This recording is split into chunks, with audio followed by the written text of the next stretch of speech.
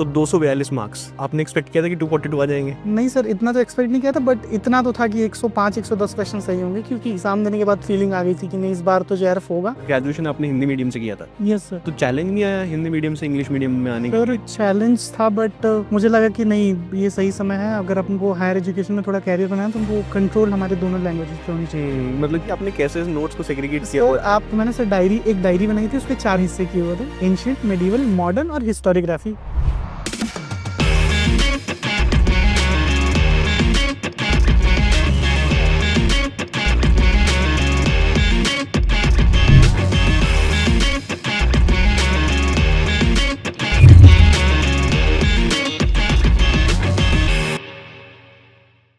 Hello everyone and welcome to text books for coaching. So UGC NET December 2025 का result आ चुका है। बहुत सारे स्टूडेंट्स ने जेआरएफ क्वालिफाई किया है।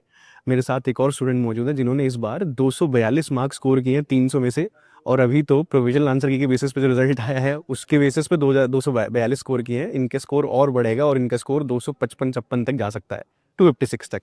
So welcome Dipankar. Thank you so much sir. कैसा लग रहा है एग्जामिनेशन क्वालिफाई करके? सर बहुत अच्छा लग रहा है। आप थोड़ा सा अपने बारे में बताइए, कहाँ से आप आते हैं और स्कूलिंग फिर ग्रेजुएशन पोस्ट ग्रेजुएशन आपने कहाँ से किया? सर मैं प्रयागराज से आता हूँ और मैंने अपनी स्कूलिंग एक हिंदी मीडियम स्कूल से की है, प्रयागराज से Jwala Devi inter college.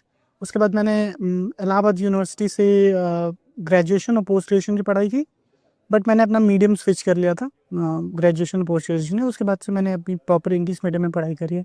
Graduation आपने हिंदी मीडियम से किया था, यस सर। तो चैलेंज नहीं आया हिंदी मीडियम से इंग्लिश मीडियम में आने सर चैलेंज था, बट मुझे लगा कि नहीं, ये सही समय है। अगर अपन को हायर एजुकेशन में थोड़ा कैरियर बनाना है तो उनको कंट्रोल हमारे दोनों लैंग्वेजेस पे होनी चाहिए। मतलब क्या क्लिक किया था आपको लैंग्वेज चेंज करने? क्योंकि बहुत सारे स्टूडेंट्स रिलक्टेंट होते हैं, मतलब आप और हिंदी के जो स्टूडेंट्स हैं या इंग्लिश के भी मान लीजिए, बहुत रिलक्टेंट होते हैं कि इन द सेंस कि उनको लैंग्वेज ही स्विच करना, उनको पढ़ना भी नहीं है उसके अंदर, और आप वो भी स्विच कर लिया, तो क्या क्लिक किया था? सर एक चीज़ था कि मुझे लगता है कि अगर आप मल्टीपल लैंग्वेजेस जानते हैं तो आपकी नॉलेज की रीच बढ़ जाती है, क्योंकि बहुत सारी अच्छी किताबें हैं जो इंग्लिश में बहुत अच्छी आती है। तो मेरी प्रेफरेंस ये होती है कि जो किताब जिस भाषा में लिखी गई है उसको उस भाषा में पढ़ें तो आप उसके भाव को समझ पाएंगे।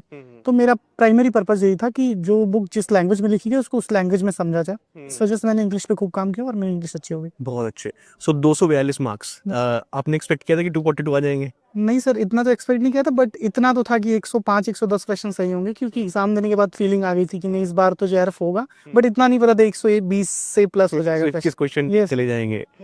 थोड़ा मुझे अपनी स्ट्रैटेजी के बारे में बताइए कि पेपर 1 पेपर 2 को लेके आपने क्या किया? सर पेपर 1 पेपर 2 में मेरी डे 1 से स्ट्रेटेजी थी, मैं बैलेंस करके चलता था। मेरा फार्मूला था, मैं 2:1 के लिए फार्मूला चलता था। लाइक अगर मुझे 6 घंटे पढ़ाई करनी है, वैसे तो मैं 10 घंटे लगभग पढ़ाई करता था। 6 to 7 आवर्स मैं पेपर 2 को देता था और 3 to 4 आवर्स मैं पेपर 1 को देता था। तो ये रेगुलर था, बैलेंस होके? Yes sir, yes. कभी ब्रेक लेते थे? सर मेरे साथ प्रॉब्लम क्या है कि अगर मैं एक दिन ब्रेक लेता हूँ तो वो बहुत सारे दिन का ब्रेक हो जाता है, तो मैं ब्रेक लेना पसंद नहीं करता हूँ। आप चाहते हो कि एक बार पढ़ते रहे तो पढ़ते रहे, अगर ब्रेक आएगा तो आ ही जाएगा, कुछ ऐसा है। पेपर 1 में आपने कितने मार्क्स अभी आप लेके आए हैं? सर 43 क्वेश्चंस थे। 43 क्वेश्चंस, ठीक थे, one of the highest. Yes. ठीक है, तो थोड़ा उसके बारे में बताइए कि कैसे 43 आए? पेपर 1 की बात करें तो मेरा मैथमेटिकल सेक्शन बहुत स्ट्रॉन्ग था, क्योंकि मेरा 12th पीसीएम से रहा है। तो DI, ICT, logical reasoning, mathematics, इन सब में मेरे सारे क्वेश्चन सही हुए थे। मैं थोड़ा टीचिंग एप्टीट्यूड, रिसर्च एप्टीट्यूड में लैग करता था, बट मैंने प्रीति मैम की क्लासेस खूब फॉलो करी हैं।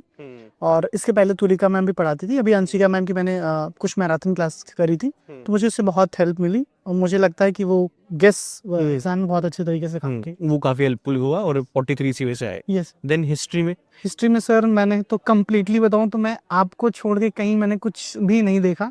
मैंने फ्री क्लासेस की शुरुआत की यूट्यूब पे, आपकी जो प्लेलिस्ट थी पीवाईक्यूज की, वहाँ से शुरुआत करी थी। इनके नोट्स बनाए थे, उसको रिवाइज किया था, लेकिन मुझे लगा कि नहीं, अगर थोड़ा मुझे डेप्थ और चाहिए, क्योंकि मेरे लगातार क्वेश्चंस बढ़ नहीं रहे थे हिस्ट्री में। मैं 62 में अटक जा रहा था। तो मुझे लगा सर की एक बार पेड कोर्स लेके, तो मैंने असिस्टेंट प्रोफेसर वाला आपका बैच लिया। उसके बाद मैंने उससे प्रॉपर पढ़ाई करी, और जो मुझे मतलब जो मेरे वीक सेक्शन थे, लाइक मराठास और अर्ली मेडिवल, सर आप हमेशा अर्ली मेडिवल को हाईलाइट करते हैं, मैं उसी वजह से जेआरएफ 2 बार रुका हुआ है। तो इस बार मैंने एवरीथिंग जो कुछ भी पॉसिबल हो सकता था डायनेस्टीज को लर्न करना, मैंने सब किया। आपकी सारी स्ट्रेटेजी, बुक लिस्ट बनाना, कोड के कंपाइलेशंस तैयार करना अलग अलग, चाहे इस आपने मुझे इनफैक्ट अभी नोट्स दिखाए भी थे, तो एक बार आप दोबारा से बताएंगे कि आपने कैसे इस नोट्स को सेग्रीगेट किया सर हुआ था? आपने जैसे बताया था कि सबके पास आपकी अलग बुक लिस्ट की एक लिस्ट, मतलब पेपर होने चाहिए या डायरी होनी चाहिए। तो मैंने सर एक डायरी बनाई थी, उसपे 4 हिस्से किए हुए थे, एंशिएंट, मेडिवल, मॉडर्न और हिस्टोरियोग्राफी, तो वर्ल्ड हिस्टोरियोग्राफी होता है। तो उसमें मैंने बुक लिस्ट लिखता था और उसी के साथ ही मैं कंपाइल कोट्स भी लिखता था। हाँ, उस कोट्स को मैं डेली बेसिस पे 15 से 20 मिनट सुबह उठते ही मेरा पहला काम वही होता था, मैं उसको रिवाइज करता था और मुझे लगता है वो सारे मुझे एकदम टिप पे थे और इसलिए मेरी हिस्टोरियोग्राफी में कोई क्वेश्चंस गलत नहीं हो। देन हिस्ट्री ऑब्वियसली बहुत ही बड़ा सब्जेक्ट है, एंड अगर आपका इसके अंदर इंटरेस्ट नहीं है तो आप इसको ना लेके नहीं चल सकते। Yes yes. सो आपका इंटरेस्ट था, ये इंटरेस्ट बना है बाद में जाके? नहीं सर, इंटरेस्ट तो मेरा था, बहुत पहले से था। मैं 10th क्लास में था तो सर हिस्ट्री पढ़ाते थे स्कूल में, तो वहाँ से इंटरेस्ट था। बट मेजरली यूजीसी नेट में थोड़ी गहराई ज़्यादा होती है, उतना इंटरेस्ट नहीं आता था। बट आपकी जब क्लासेस देखते थे, खासकर पीवाईक्यूज वाली, तो आप बीच बीच में ऐसी स्टोरीज बताते हैं और उसको लिंक, मतलब जैसे क्वेश्चन आता तो बोला अरे सर ये तो बता के रखे हैं पहले से, इसको ऐसे सॉल्व करते हैं। तो सर वो उस अप्रोच ने मुझे काफ़ी हेल्प किया। हिस्ट्री में आपके कितने क्वेश्चन ठीक थे? सर अभी तो 78 है, होपफुली वो 83 के करीब हो जाएगा वो। सो अब उसको लेके थोड़ा स्ट्रैटेजी बताइए कि जो भी कोई एस्पिरेंट है जो जून 2026 तैयारी कर रहे हैं, कि 83 क्वेश्चन इज, मतलब ये नहीं है कि बहुत, मतलब ऐसा नहीं, ऐसा मत समझिए कि बहुत आसान टास्क है। 83 question is not an easy task. अभी तक कोई भी एस्पिरेंट मुझे ऐसा नहीं मिला है कि जिसने इस 80 क्वेश्चन ठीक किए हो, and here we have hopefully 83 questions. थोड़ा स्ट्रैटेजी बताइए अपना। सर पहले तो मैंने किसी भी सेगमेंट को इग्नोर नहीं किया। जैसे एंशिएंट है, मिडीवल है, अर्ली मिडीवल है, मॉडर्न है या हिस्टोरियोग्राफी है, मैंने किसी भी सेक्शन, हालांकि मुझे मिडीवल, अर्ली मिडीवल उतना पसंद नहीं था, स्टिल मैंने इस बार ये किया कि पसंद हो ना पसंद हो, पढ़ना है। और सर आपकी वजह से मेरा काफ़ी इंटरेस्ट डेवलप हो गया था। आप अकबर की मनसबदारी सिस्टम और मराठास के अलग अलग मूव्स बताते थे और उधर राजपूत रूलर्स के बारे में आप बताते थे, तो इंटरेस्ट आता था कि अलग अलग बैटल्स के बारे में पढ़ना है। तो सर मैंने सबको बैलेंस रखा। मेरा यही प्रयास रहता था ये सारे एंशिएंट को, मिडीवल को, मॉडर्न को, सभी को बैलेंस रखा जाए। तो उस वजह से सर ये उसका स्कोर इस वजह से इम्पैक्ट आता है। आपको मोटिवेशन क्या रहा इस एग्जामिनेशन को लेके, कि इस इवेंट ने मुझे मोटिवेट किया असिस्टेंट प्रोफेसर बनने के लिए, रिसर्च में जाने के लिए, या कोई व्यक्ति? सर ये तो बहुत मतलब पुरानी कहानी है। मेरे दादाजी प्राइमरी के शिक्षक रहे हैं और मेरे पिताजी इंटर कॉलेज के शिक्षक हैं। तो मुझे उनकी लिगेसी को आगे ले जाना था। मुझे लगा कि पिताजी ने इतना किया तो इनके आगे कुछ बढ़ना चाहिए। तो उन्होंने हमेशा कहा कि थोड़ा हायर एजुकेशन में जाना चाहिए। तो उनकी बात मैंने मान के पढ़ाई करी, पोस्ट ग्रेजुएशन किया। उसके बाद फिर मुझे पढ़ने में मन लगता था, हिस्ट्री पसंद ही था, एकेडमिक्स में जाना पसंद? Yes yes sir. सो इसी वजह से आप इसके अंदर गए। थोड़ा मुझे अपने दिन के बारे में बताइए कि मान लीजिए कि आप 6 महीने के लिए प्रिपरेशन कर रहे हैं और आपका दिन कैसा जाता था, कि मतलब पेपर 1 पेपर 2 कैसे पढ़ते थे आप?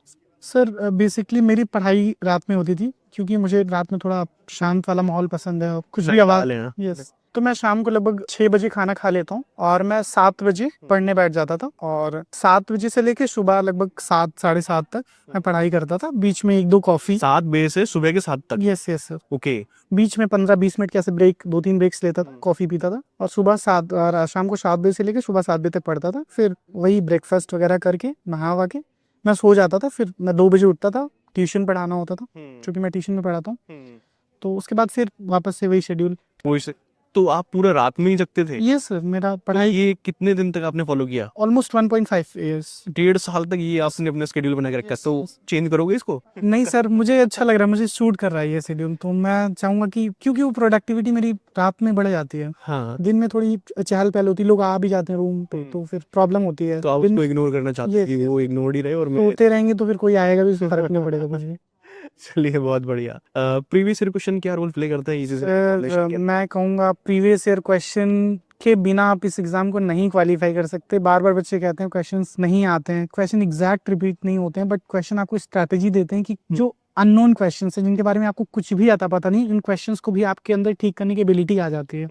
तो मैंने पीवाईक्यू से ही सीखा और मैंने पीवाईक्यूज को कम से कम, आपकी जो प्लेलिस्ट है उसको 3 बार देखा था। फर्स्ट टाइम मैंने उसका नोट्स बनाया था, बाकी 2 बार मैंने 2x पे करके उसको देखा था एग्जाम से पहले। तो आपके कहाँ से कहाँ तक के प्रीवियस ईयर क्वेश्चन डन थे? सर 2008 से लेके 2025 तक। बहुत बढ़िया। मैं हमेशा ये बोलता हूँ कि यस सर। मैं हमेशा 4 साल घटा देता हूँ कि 2008 से तो कोई नहीं कर पाएगा। हालांकि मैंने कराए हुए हैं, यस सर। लेकिन आपने 2008 से लेके 24 तक के पूरे किए हुए थे और उनको 3 बार किया हुआ था। यस सर, और उसके शॉर्ट नोट्स भी बनाए हुए हैं। यस सर, यस सर, पूरा प्रॉपर। फिर तो होना ही था examination qualify, so it's not a surprise कि आपके 242 स्कोर हो रहे हैं, ठीक है, इट्स नॉट अ सरप्राइज। चलिए बहुत बढ़िया, आपसे आपकी प्रिपरेशन जर्नी जान के, आपकी बैकग्राउंड के बारे में जान के बहुत अच्छा लगा।